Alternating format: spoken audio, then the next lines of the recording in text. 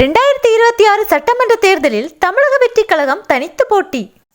தளபதி விஜய் அவர்கள் கடந்த ஆண்டு பிப்ரவரி மாதம் 2ஆம் தேதி தமிழக வெற்றி கழகம் என்ற அரசியல் கட்சியை தொடங்கி அரசியலில் காலடி எடுத்து வைத்திருந்தார். இதனையடுத்து கட்சியின் முதல் மாநாட்டை விக்கிரவாண்டியில் பிரம்மாண்டமாக நடத்தியிருந்தார். கட்சியின் முதல் மாநாட்டிலேயே லட்சக்கணக்கான தொண்டர்கள் கலந்து கொண்டு மற்ற கட்சியினரை அதிர்ச்சிக்கு உள்ளாக்கினர். இவர் கட்சி ஆரம்பித்து ஒரு வருடம் நிறைவடைந்ததை ஒட்டி 2ஆம் ஆண்டு தொடக்க விழா அண்மையில் மகாபலிபுரத்தில் சிறப்பாக நடந்து முடிந்தது. தளபதி விஜய் கட்சி ஆரம்பித்த தொடக்கத்தில் அவர் சீமானுடன் கூட்டணி வைப்பார் என்று பேசப்பட்டது. ஆனால் தமிழக வெற்றி கழக கட்சி தரப்பு அதை மறுத்தது.